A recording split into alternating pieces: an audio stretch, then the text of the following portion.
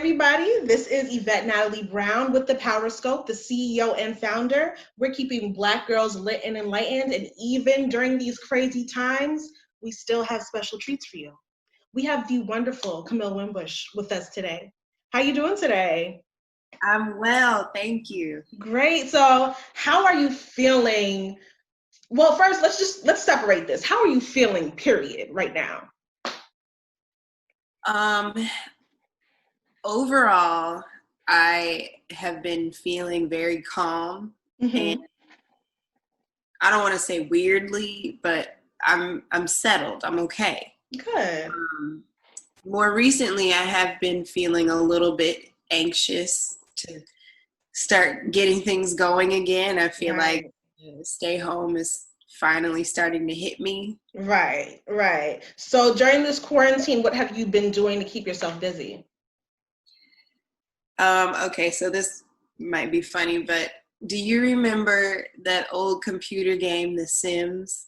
Yes, yes. So that's what you've been doing? But I don't actually like play with the people. Uh-huh. I love interior design. Ah. My favorite thing to do now is go on The Sims and build houses. And that's what I've been doing I lately. mean, it's an output of creativity. I'm not mad at that, honestly. I'm not mad.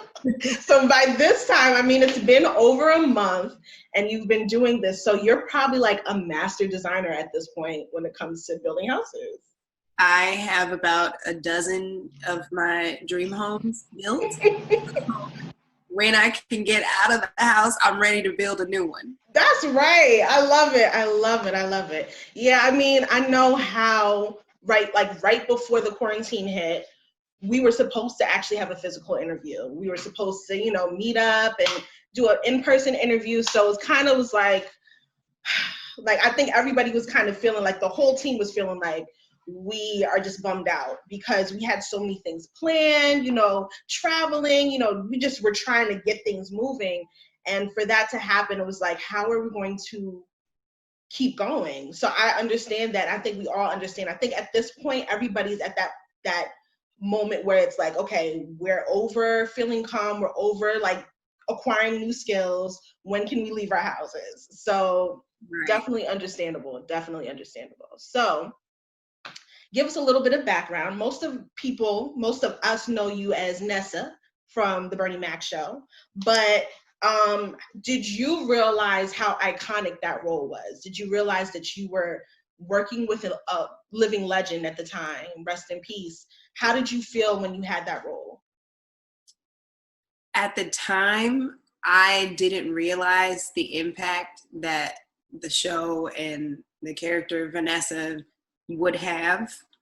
I knew we were funny and, everybody was good at what we did, but to see people's response all of these years later, people are still watching. I have people saying Absolutely. that they've introduced the show to their children and Yeah. they love the show. So it's crazy and cool to know that I was a part of something that has had such a lasting impact.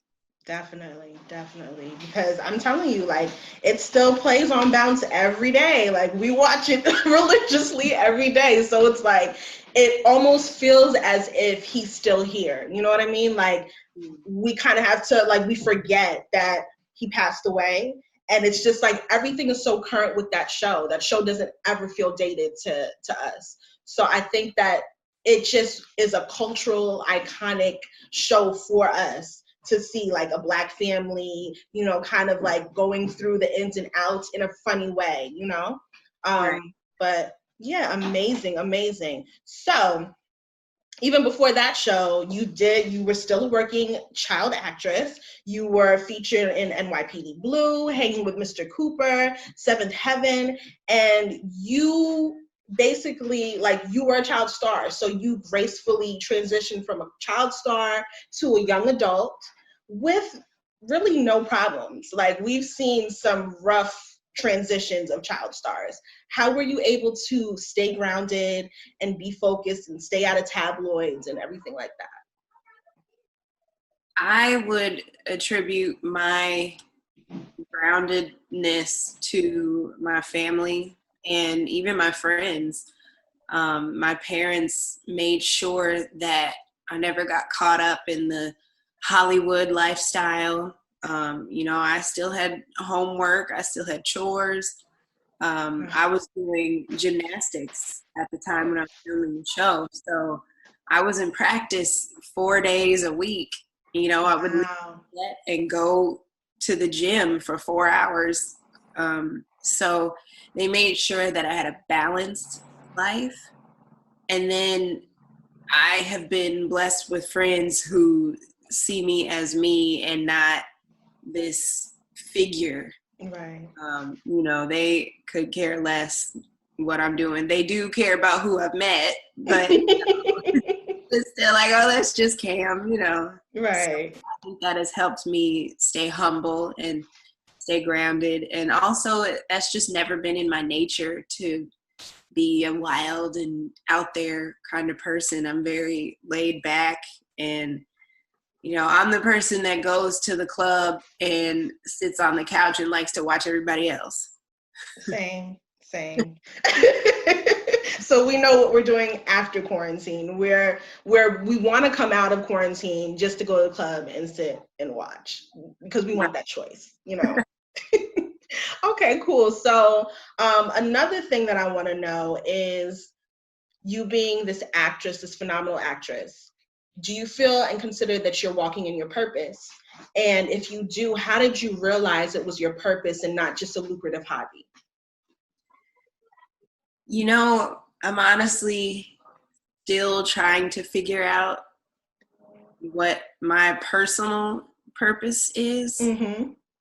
I started acting when I was 2 years old. Mm-hmm. So looking at it that way and being successful at it for so many years, I would say that, yes, that is my purpose. Mm-hmm. But also, I feel like now that I'm 30 and branching out to other aspects of what I could possibly do with my life, I'm wondering if my purpose can change. Definitely. And grow into something still within the entertainment industry, but maybe in a different role. Maybe it's time for me to get behind the camera, pick up a pen and start writing or directing.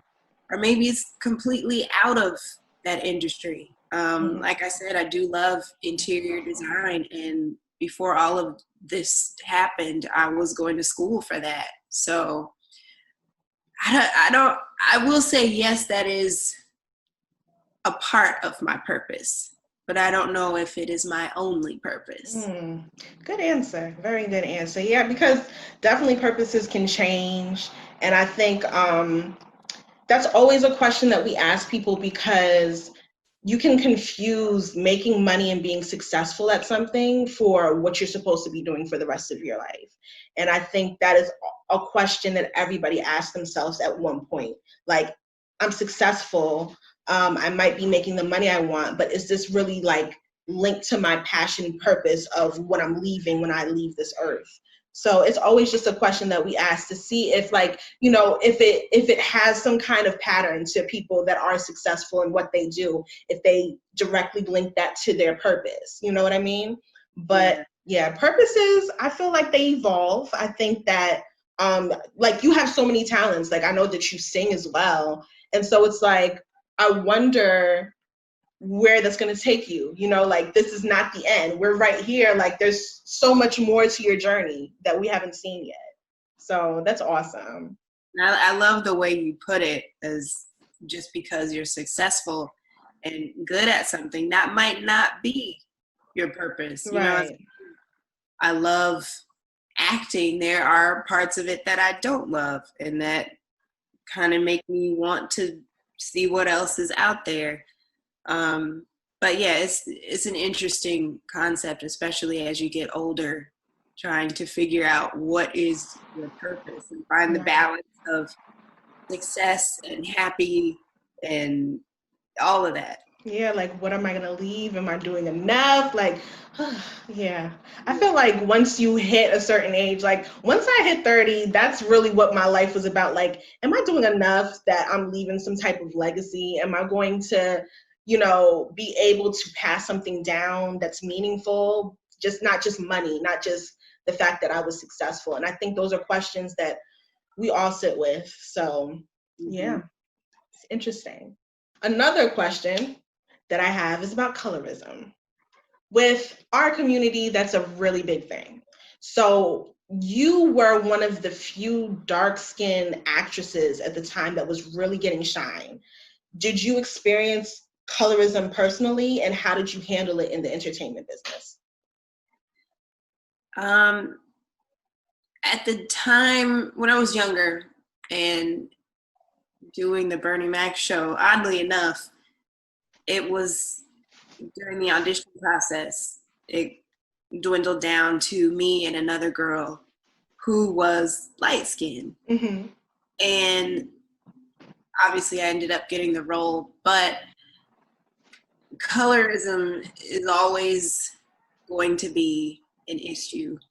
And when I was younger, I didn't pay attention to it as much. Mm-hmm. But as I've gotten older, I've noticed it and felt it. I remember one time I was sitting in the waiting room at an audition, and one of the casting assistants comes out of the room, gets on the phone, and he says, "Hey, what is a good way to say that we only want to see people that look biracial?"